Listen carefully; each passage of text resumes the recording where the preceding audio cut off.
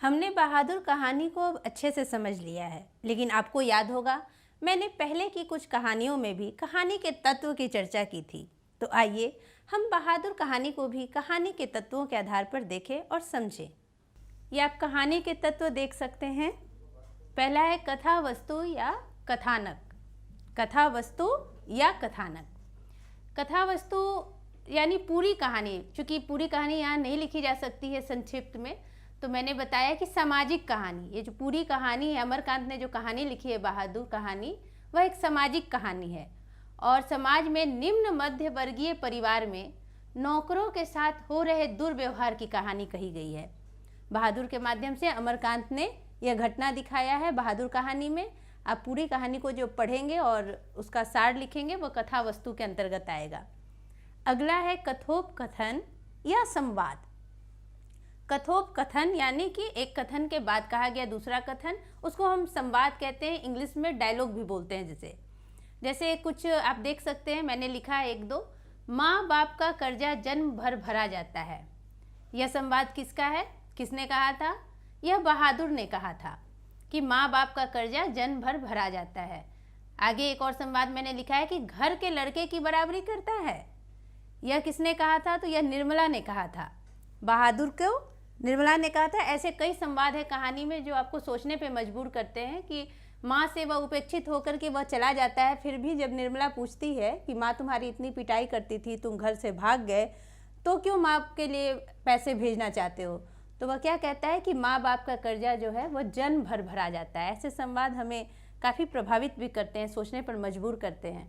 आगे देख सकते हैं, घर के लड़के की बराबरी करता है, यानी कि नौकर और घर के जो लड़के हैं, घर के बेटे हैं, उनमें कभी भी बराबरी नहीं हो सकती। यह निर्मला के संवाद से लेखक ने बताया है।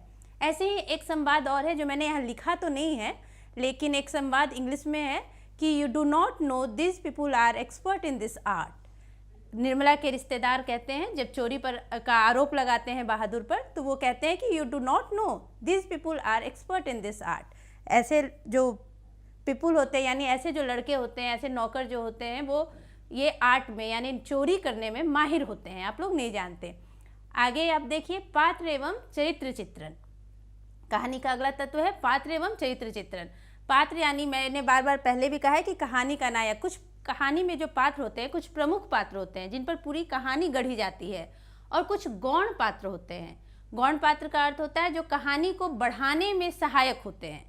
प्रमुख पात्र वह होते हैं जिस पे पूरी कहानी खड़ी है, और गौण पात्र वह होते हैं जो कहानी को धीरे धीरे आगे बढ़ाते हैं। तो प्रमुख पात्र में आप देख सकते हैं बहादुर है, क्योंकि पूरी कहानी बहादुर पर ही है। लेखक है, निर्मला है, किशोर है। निर्मला के जो रिश्तेदार आते हैं, चूँकि आरोप लगता है उसके बाद ही बहादुर भागता है, तो यहाँ भी कहानी को के लिए ये प्रमुख पात्र में आएंगे। साले साहब भी हैं। साले साहब का चूँकि बहुत छोटा सा है लेकिन अंश, लेकिन फिर भी साले साहब ही लेकर आते हैं बहादुर को।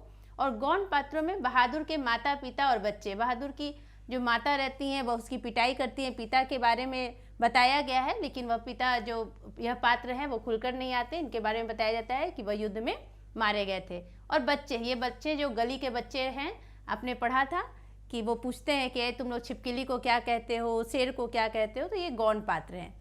आगे हम देखेंगे।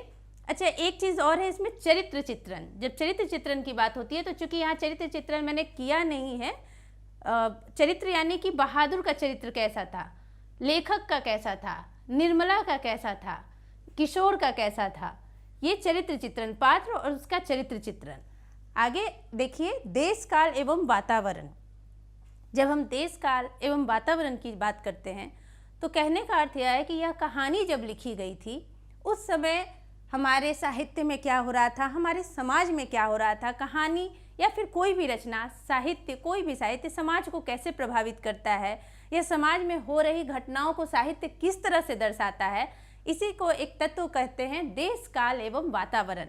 इसके अंतर्गत आप देख सकते हैं कि मैंने लिखा है कि निम्न मध्य वर्गीय पारिवारिक वातावरण का चित्रण। यानी पूरी कहानी में जब कहानीकार सोचता होगा कि हमको कहानी लिखनी है, तो कैसी कहानी लिखनी है, किस पर लिखनी है, क्या दर्शाना है, क्या बताना है, तब वहाँ वह सोचते हैं कि निम्न मध्य वर्ग में पारिवारिक वातावरण चित्रण, यानी कि निम्न मध्य वर्ग में जो परिवार है उसमें क्या घटनाएं हो रही हैं, कैसे लोग हैं, क्या सोचते हैं, तो उसके बारे में चित्रण है। तो निम्न मध्यवर्गीय पारिवारिक वातावरण का वहाँ चित्रण हुआ है।